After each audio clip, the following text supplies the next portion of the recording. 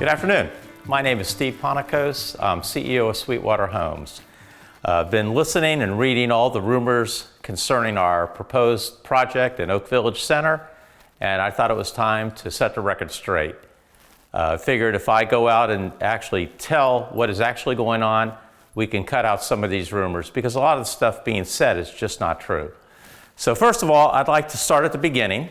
Beginning is back in 1975, when I first was recruited and accepted a position with the developer of Sugar Mill Woods called Punta Gorda Developers. I actually graduated from Florida State, the first graduating real estate degree class in '75. And when Nancy and I moved here, we actually became the third residents of Sugar Mill Woods. So we have been and still live in Sugar Mill Woods for over 47 years, going on 48 years this July. Now, I want to start, when I first arrived, Sugar Mill Woods was a PUD, that's a planned unit development. That consisted of 6 villages, each with its own village center, surrounding a 1,200-acre town center. Now, first question is, what is a PUD? That in the early 70s, late 60s, the vogue development term was building a new town. And Sugar Mill Woods was modeled after a famous new town concept that started in Atlanta, Georgia, called Peachtree City. So what the idea was, the developer would actually take a large tract of land, in this case 15,439 acres, and actually develop a town. And so what they did is they developed this idea where they would actually have villages, each with its own village center, which would be for light commercial, doctors, dentists, lawyers, banks, dining, surrounding a 1,200-acre town center, which would be major commercial, light industrial, actually places for people to work. So they had a place to work and actually live. Great idea.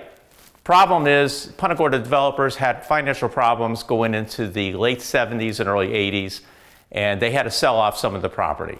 So they sold off Meadow Run and Orange Village, which today is the Dunes, and then they sold off Pinewood, Palm, and the 1,200-acre town center to the state under the CARL program, Conservation and Recreational Land Use, and that now is the Withlacoochee State Forest. So what we were left with is Cypress Village and Oak Village. So Cypress Village, when you look at this map, when I first came into Sugar Mill Woods back in 1975, this map that you're looking at is a 1979 version of the plat map. Now, a plat map is a document that is given to every prospective purchaser, which shows what the community looks like, where the golf course is, where the lots are, the lots and blocks. It shows what the designation is for zoning. And you can see the legend right here.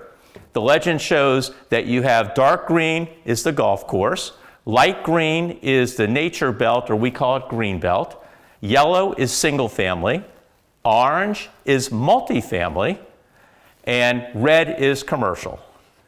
The blue, there are some lakes on the golf course in Cypress Village. So when you look at this map and then you look at Oak Village, you'll also see the same thing. And the same designation, the same idea of what is what. Red is commercial, green is the green belt, yellow is single family, and the orange is multifamily. Well, when I first arrived back in 1975, every lot facing the golf course or a half an acre or larger, they were called estate lots, they were zoned multifamily. And when I first came in, the developer decided they did not want multifamily near the entrance, so they rezoned it to single family on Douglas and on Cypress. They also found other areas that they decided they wanted to have single family instead of multifamily. And you could see those areas as you look at this map. So by the 1979, many of the multifamily lots were changed from multifamily to single family. Over the years, it continued to be a case where, as of today, when you look at the maps, you can see that almost all the orange in Cypress Village and Oak Village were changed from multifamily to single family. And so when I first came to Sugar Mill Woods, multifamily was considered 12 units per acre. The target market for the multifamily were condos and villa-type homes that would be second homes for the people from up north. Usually condos or villa-type instruments like we had on the inside of the golf course of the Cypress Golf Course. Cypress Run condos are the most notable.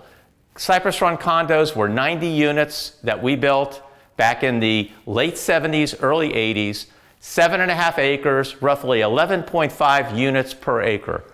At the same time, in the late 70s, early 80s, we had 6 other multifamily concepts built. We had the 3 concepts built right off of the third hole, right off of Douglas. Those were townhouses that are built, and they're actually occupied now. They were also 12 units per acre.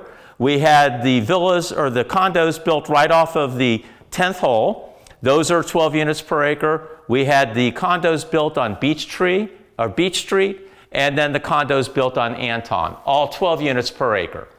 And they were all built in that late 70s, early 80s. But then the developer, and nobody started building multifamily. Everything became single family. Well, when I first arrived in 75, on a standard lot, the smallest house you can build was 1,200 square feet. By the early 80s, that was over 1,650 square feet, and today it's 1,900 square feet. So 1,900 square feet is the smallest house that can be constructed on any single-family lot in Sugar Mill Woods. Over the years, as you can see with this changing from multifamily to single-family, the developer had changed a few lots every year. In fact, last year, a couple lots were changed up here right off of the Pine Golf Course from multifamily to single family. Over the years, 232 acres of multifamily has been changed from the original plat from multifamily to single family. Thus, we have taken 2,800 units off the plat that cannot be built any longer because they converted those multifamily units at 12 units per acre to single family units, one house, and that's it. So you can see that we have lost that whole multifamily product. So going back to the middle 90s, in 1995, Sweetwater Homes purchased the Oak Village Center from the developer. The developer was in the process of basically closing down operations. So we bought it, and again, that's where the Oak Village tennis courts and pool is, and then the rest of it was commercial. You will notice around the property that all the roads feeding into it were boulevard roads.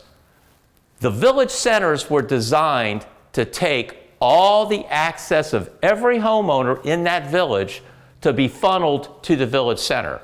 So all these boulevard roads were designed at 100-foot right-of-ways. That 100-foot right-of-ways means that they would be 4-lane roads feeding into the village center. Of course, that never happened. We have 2-lane roads, but the roads can be expanded to 4-lane if you had a large commercial development that needed that. When we bought the property, we decided that commercial probably would not be the ideal thing. And we started looking at ideas that we wanted to do with this project. Well, we land banked it until 2005. In 2005, the market was bristling. We were selling big houses. People wanted bigger lots. So we decided, let's go ahead and go to the county and rezone this property to set up estate-sized lots and villas. We would build estate-sized lots around the entire perimeter, driveways coming off of the village center circle, and then we would have villas on the inside. So that was great. So we developed Cherry Oak Estates and submitted it to the county for rezoning. The same process that we are doing right now. So again, estate-sized lots around the entire perimeter, and then villas on the inside. And at that time, we were looking to market the estate-sized lots for close to $100,000 apiece, because that's what the market was bearing. Then we all know what happened. 2008, the crash started. The oil spill happens in 2010. Duke closes the power plant, nuclear power plant, and over 200 plus houses come on the market and being sold at 50 cents on the dollar. Our new construction died in Citrus County from 2008 all the way to 2016. Permits fell from 3,200 permits to 139 permits in 2011, countywide. So this project was scrapped. We said, this is no longer valid. So we took this project off the board, and we said that is not even a thought. So now we're land banking the property. We still own the village center.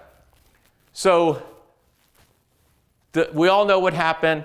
We went through a recession. Business started getting better in 16. Business got a little better in 17 and 18. And by 2020, we started saying, hey, let's revisit what we want to do in the village center. And so we thought what is most needed in Sugar Mill Woods was multifamily, because we had gotten rid of all the multifamily that had been planned by the developer and approved by the state. We said, no, that's what we need. We need a well-planned multifamily development.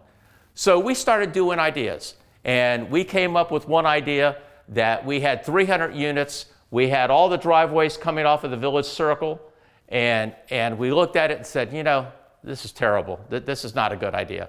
And so we scrapped it. We said, no, that's not going to be a thing. Let's come up with something different. Well, in 2020, there started to happen throughout the country. It was a new concept. It was called Build to Rent, BTR. And Build to Rent communities started popping out in the western part of the United States. And the reason was that a problem, and it's a good problem, people were living longer. Instead of people living into their late 70s, now they're living into their late 80s and 90s and want to stay in their house.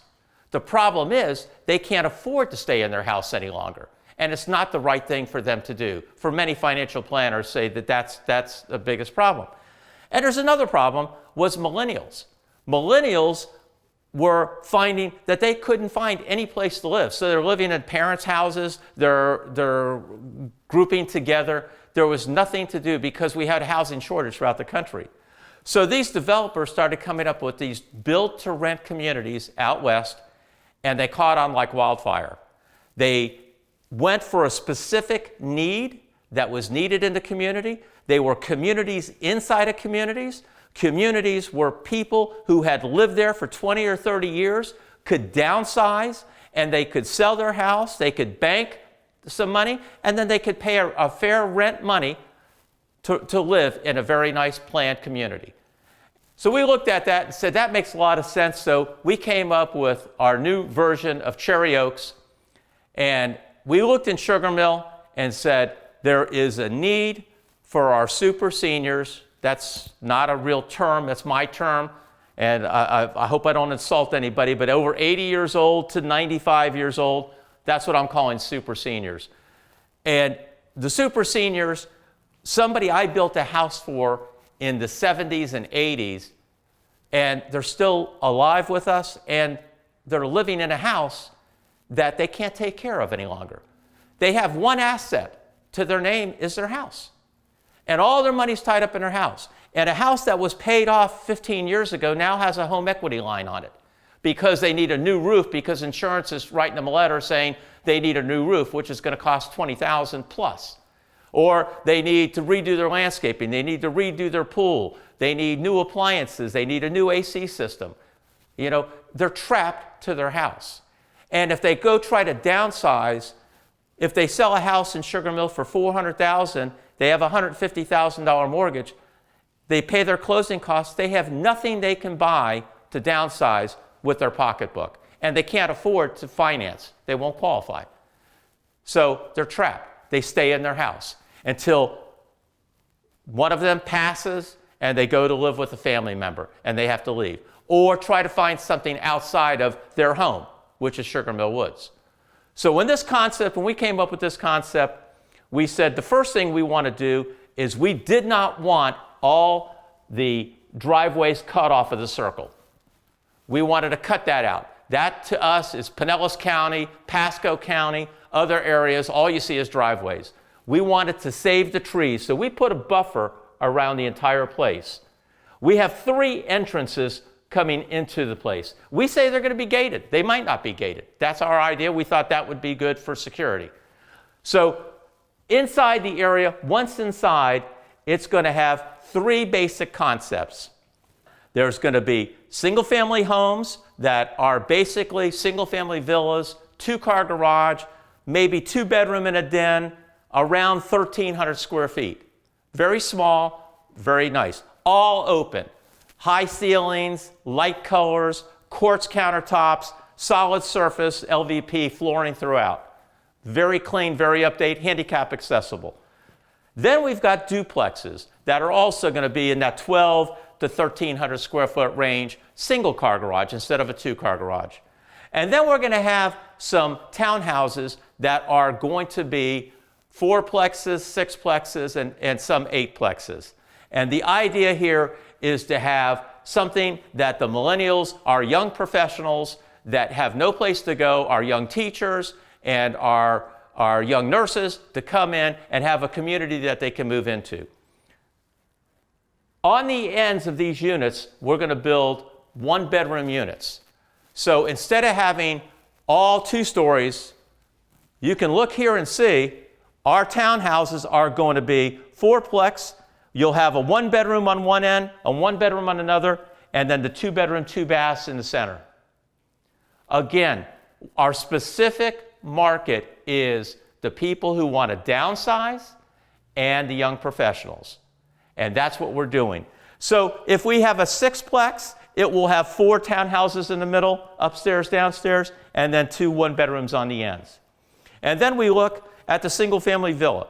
You'll have a 2-car garage, looks like a typical Sweetwater home, and it's going to be 2-bedroom, maybe a den, 2-car garage. Duplexes, again, looking very nice, 2-bedroom, 2-bath. By having the size where it is, we are going to be able to segment to that population group. A lot of people say there's going to be lots of families throughout. Well, we're not having the sizes. These are not 3 and 4 bedroom units. These sizes are going to dictate the market that's going to appeal to. Inside, these are some examples. These are ideas throughout townhouses or villas that are open. You can see the open kitchens, very open, very airy, something all up to date. They're looking for stainless steel appliances, they're looking for light cabinets, they're looking for light floors, solid floors, no carpet, and that's what we're intending. So again, what we're trying to do is we're taking a complex, we're asking the county to rezone. Instead of going for high density, which would be 12 to 18 units per acre, we're going for 5.1 units per acre in this area. The other multifamily concepts in Sugar Mill were at 12 units per acre, so we're less than half of that. Again, we're planning professionally, having their own pool, their own clubhouse. There's going to be miles of walking trails inside the community itself. We're even thinking of a dog park. So this is going to be a community within a community, something that we all could be proud of. Okay. There's been a lot of rumors going around, and I just want to address some of them.